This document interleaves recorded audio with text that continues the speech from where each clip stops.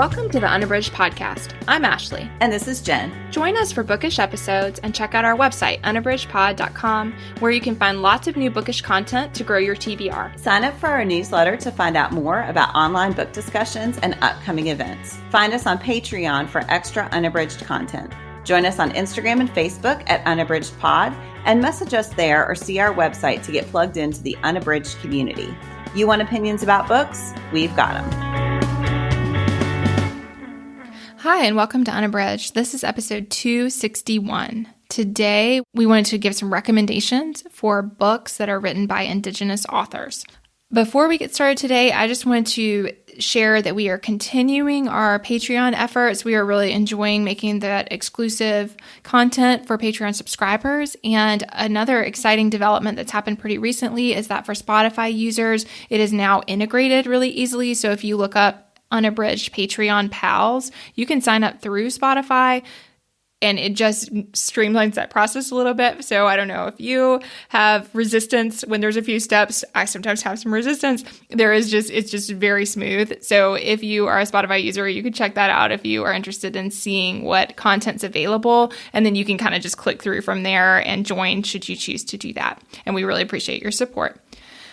Before we get into our recommendations for today, we're going to share our bookish check-in. Jen, what are you reading? So when I saw the book I'm reading was coming out, I immediately put it on hold. So I actually got it really early. This is Stephen King's Holly. And I've talked about Stephen King a lot on the podcast. Holly is an unusual character. So King does have several series, but the Holly Gibney series is one that he sort of stumbled into listening to him talk about this character. She was a really minor character in the Bill Hodges trilogy. And then I think he just really loves her. And so he just kept kind of accidentally writing her into different books. And so now she has her own trilogy. I should say I have not actually read the second book in the trilogy, and it's okay. I've read the first, which is The Outsider.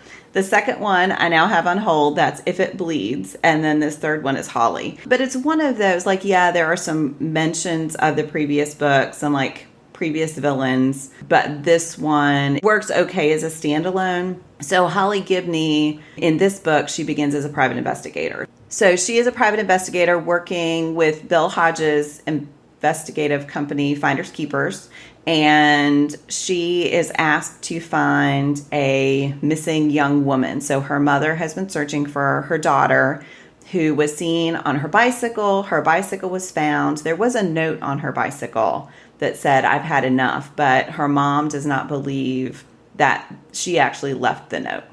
And basically she hires Holly to find out what has happened to her daughter. And it does switch between multiple perspectives. So you know very early in the book who actually committed the crime, but it sort of peels back layers on why the things that are happening and creating this web around this central mystery that pulls in other people Holly knows. I don't want to say too much because, of course, it's a mystery and I don't want to give spoilers, but it's so satisfying. It's such good storytelling. It is interesting because it takes place during COVID, and right at the beginning of the book, Holly's mother has just died because she refused to get vaccinated and refused to wear a mask. And so Holly, that is something Holly, who feels very differently, is struggling with through the whole book. And it was a little jarring to be taken so directly into that perspective again, because Holly, meets other people who wear masks. People are getting vaccinated, so that's something they share. Like, are you vaccinated? Yeah, I got Moderna. I feel like those conversations we were having a while back. But then she does meet some people who disagree and who are very eager to tell her not to wear a mask. And anyway, so it felt a little bit like a time travel. Not too long ago, but long enough ago that I was like, oh yeah, all of these things were happening. So anyway, King, as always, is a great storyteller. I think Holly Gibney is a great character. I hope he continues writing about her. I think she's so interesting and she has so many layers, and she's overcome a lot to be at the place where she is in this book. So yeah, that is Stephen King's Holly. Oh, Jen, every time you talk about him, I'm like, man, I gotta get back to reading his stuff. I do love the way he crafts characters. Mm-hmm. Well, and it's so funny because I'm in the midst of teaching on writing with my students. Again, I feel like this happens every year, and I promise it's accidental, but there are things, to his direct advice to the reader in that book. And I'm like, oh, he's doing that right here. Or he has little passages that are echoing things he said in On Writing. And yeah, it's a lot of fun. So anyway. All right, Ashley, what are you reading? One of the things I'm reading right now is Deborah Harkness's A Discovery of Witches. So this one came out quite a while ago, so a lot of people are probably familiar. Maybe it's old news, but I had heard such great things about this trilogy and for whatever reason had just never gotten around to it. And so I think the reason was probably that the book is really long and I did not realize because I checked it out on my e-reader. And I am still like 75% or something, but well over 500 pages. And I was like, oh, this is probably... People who listen all the time know that I'm reluctant with chunky books. And it moves quickly, but it is lengthy. The premise is that it's a historian Diana Bishop, who is... she's a historian, which I think is a great... intricate part of the book. Deborah Harkness also is a historian and is very much in academia aside from writing. And you can really see all those threads woven into her stories because so much of the book is historical fiction and really references times throughout history. So that's really fun. But she is a bishop. So she is from one of the families from Salem and the witch trials. And, one of the prominent Proctor bishop is her or her parents. So she is heavily entrenched in witch genealogy, but she decides not to practice magic. And so there is this awareness of the magical world that humans are oblivious to, and she knows of it because she is a creature like the demons, the vampires, and the witches, all of which are present in the world but unknown to the humans. She does know it, but because she does not practice, she's very much outside of that world. And so you see that happening in the beginning, and she is doing her thing in the library as a historical researcher, and she comes to realize that there is a vampire, Matthew Claremont, who is very carefully studying her. And so she's going into the archives, she's digging out these really historical texts, and she stumbles across one that she realizes does not want to be read, and yet she's able to open that text. And from that moment forward, and she opens it, she is overwhelmed by the magical components. She closes it and then she sends it back through the library system. And all of a sudden, there are literally hundreds of creatures showing up at the library in Oxford, watching her and trying to figure out what she did, when she's going to get it back, all this stuff. So unbeknownst to her, this book was very, very, very important to a lot of creatures. But she doesn't know that. And so Matthew Claremont, who is definitely interested in the text, is also trying to help her because he realizes very quickly that she is in grave danger and that she does not understand the level of danger. So we see all that stuff unfolding. And I'm loving it. It is a great story. Again, maybe it's old news and people who are listening are like, oh yeah, I read that. But I just had never gotten there. But I think that it's such an intricately woven story. I love the central fantastical components of it. I think that that's really well crafted. But then I also love that Matthew Claremont, the vampire, has been undead. I was going to say alive, but undead for a very long time through many, many, many epochs of history. And so it's just really fun because you get to see all these different ages, not only from a firsthand perspective, essentially in an imagined way. That's just really interesting. So I am really enjoying it, and it's been a fun fall read. So that is Deborah Harkness's A Discovery of Witches, and it is the All Souls trilogy. It's the book one. I love that trilogy. There is a spin-off novel that I have not read. I need to go back and read it. And I've watched the series too, which was fine. It wasn't as intricate as the books, but it was entertaining enough. Yeah. Yeah, I didn't even realize about the series, and then I saw somebody had posted, and I was like, ooh, I can watch that also. So, yeah. Yay. Yeah, that'd be all a fun little getaway series. Yeah. Yeah. Mm-hmm. Yeah. Very fun. So for our main discussion today, we really wanted to share some recommendations of books that are by Indigenous authors. This is on our Unabridged reading challenge for this year. A lot of you may be wrapping up with that, but I know that I personally am one who, come November and December, I am frantically going through the categories. This does not happen with Unabridged because Jen helps me with my pacing and we give you all recommendations. But when I sign up for other challenges, I find that if they are not set by month, then I am one who's still reading. So if you're still looking for books to meet your categories, then either of the ones that we're sharing today, as well as many others that we have read and shared this year, are great recommendations for the book by an Indigenous author. Jen, what is your pick for this recommendation?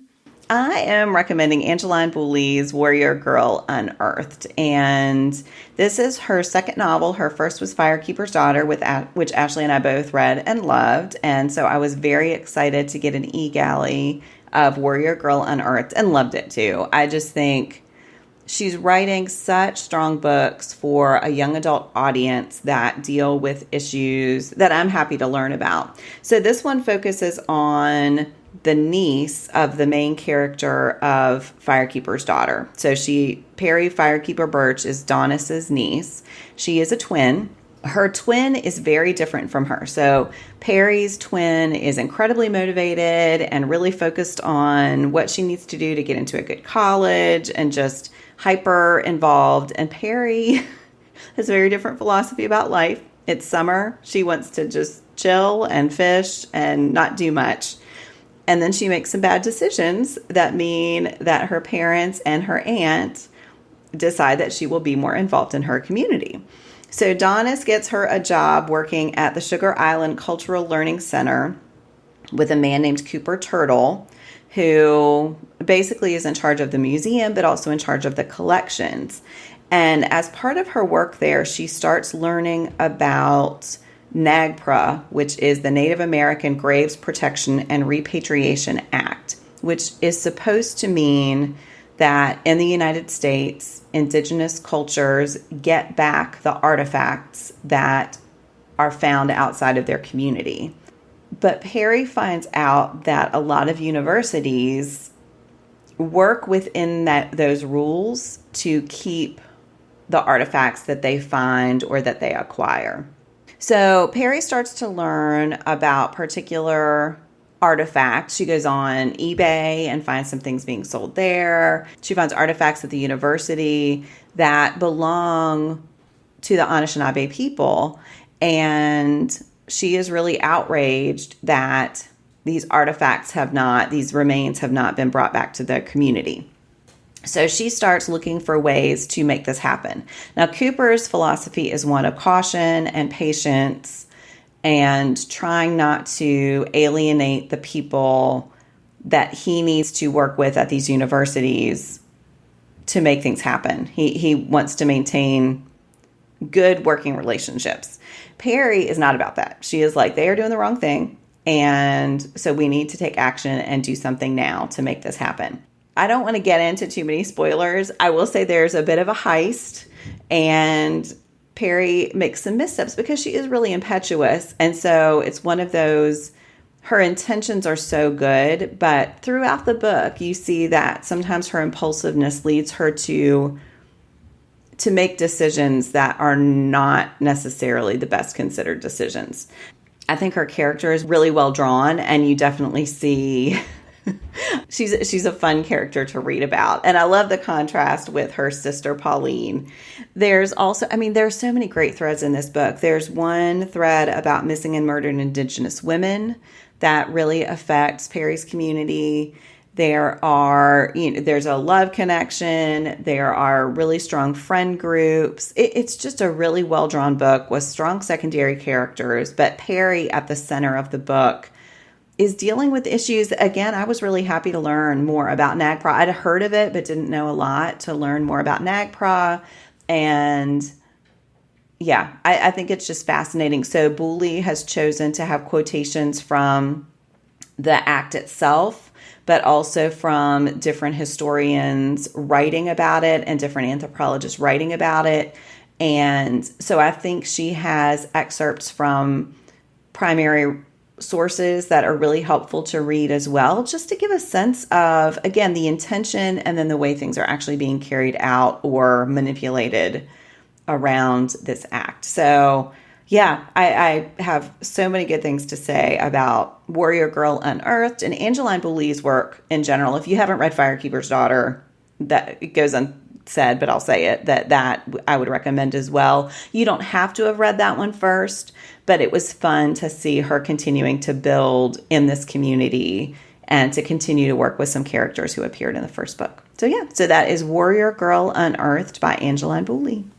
Oh, Jen, I can't wait to read that one. Of course I wanted to read it because Firekeeper's Daughter was so phenomenal, but I hadn't heard I didn't remember a whole lot about it other than being like, oh, I want to read that. So that's really cool. It really blew me away. I cannot wait for her next book. Oh, and her work has been optioned by the Obamas for Netflix adaptations. So once the writer's strike is over, which we're recording a little early, so hopefully it's over by now, but if not, once that's over, I know that those adaptations will appear, and I'm hoping that'll bring in even more readers to her books and widen her audience even more. So that's great. All right. Yeah. Ashley, what do you want to recommend?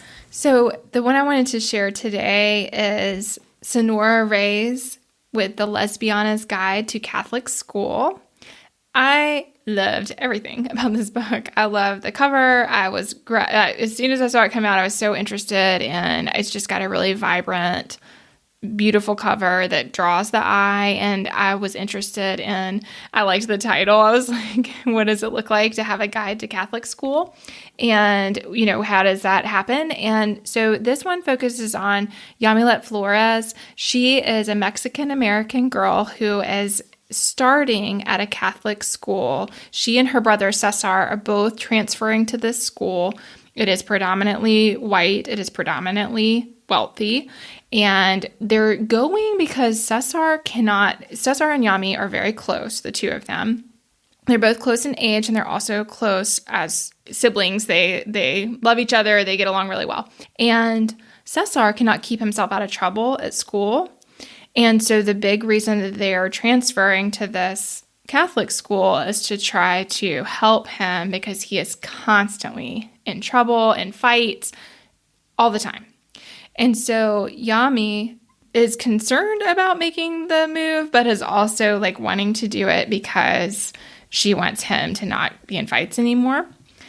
And so that's really their motivation for making the change. But the other thing that happens right before they leave their public school is that she has a best friend who she is outed as being gay to this friend.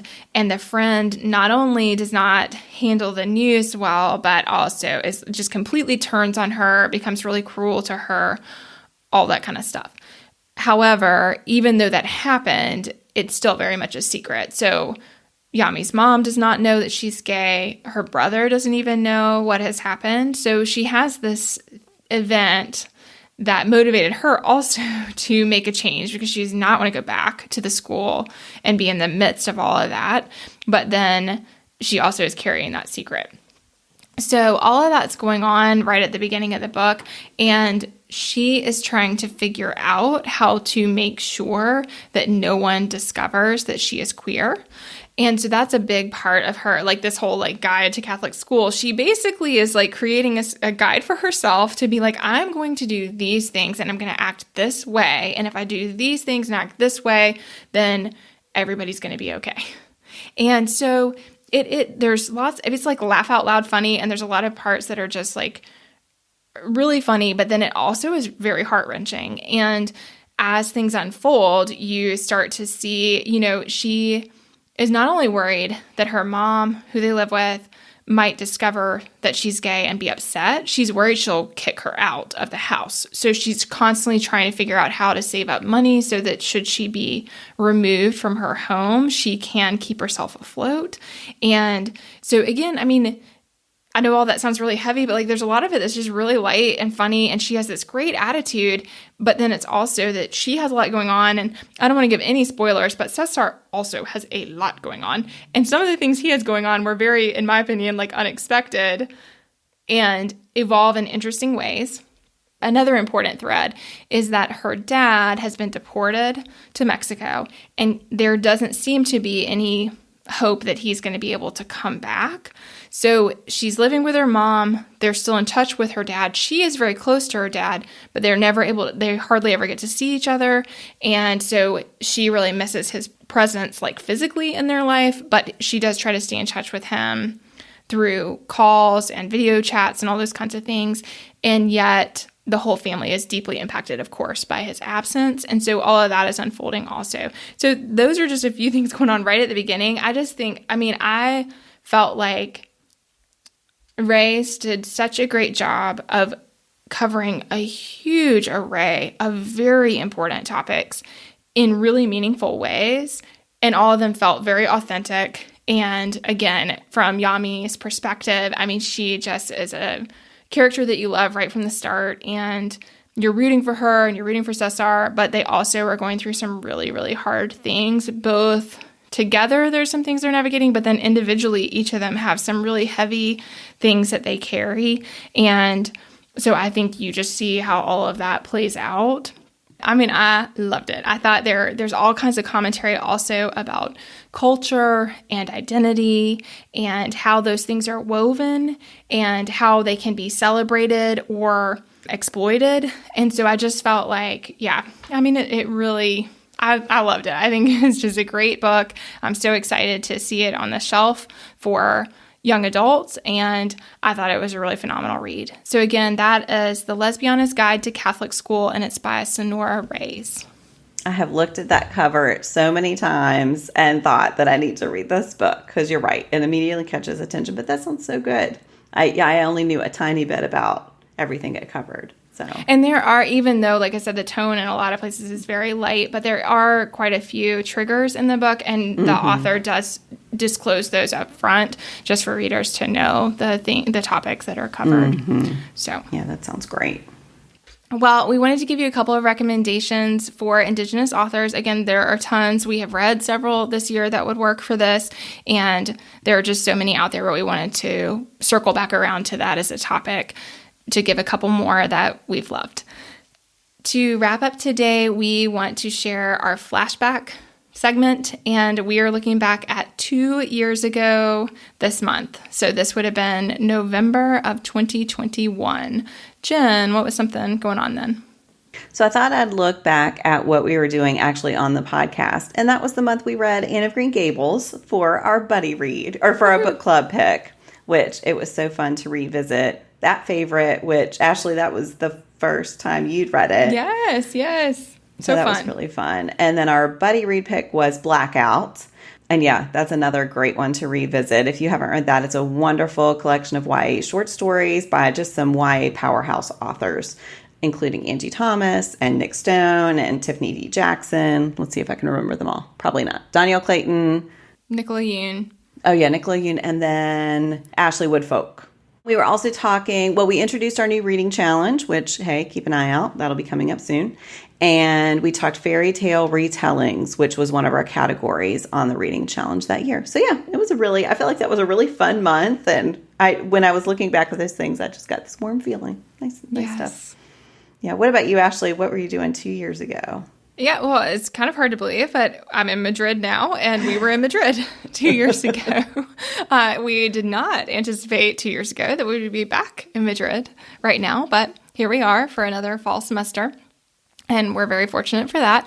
But as I was looking back, something we did that was really special in November is we went to see The Lion King in theater, and it was phenomenal. So if you have not seen that, I know that is one that's well known, but I just could not believe how phenomenal that performance is. So that was a really special treat. And then the other thing that's really fun is that starting in November, they have Christmas lights all around the city. And so they put them up over the streets. And that's really fun too. Very festive. So. That's awesome. Hey. Yay. It's fun to look back. Yeah. Well, thank you all so much for listening today. We would love to hear your recommendations for books that you have enjoyed by Indigenous authors. And we are also excited to be reading Buddy Reads and Book Club books with you. So if you're interested in finding out more, you can always check out what we're reading on Instagram at Unabridged Pod, or we also send it out in newsletters. So thanks so much for listening. Do you have comments or opinions about what you heard today? We'd love to hear them. You can find us on Instagram, Facebook, and Twitter at Unabridged Pod, or on the web at unabridgedpod.com for ways to support us. To get more involved, you can sign up for our newsletter, join a buddy read, or become an ambassador. Thanks for listening to Unabridged.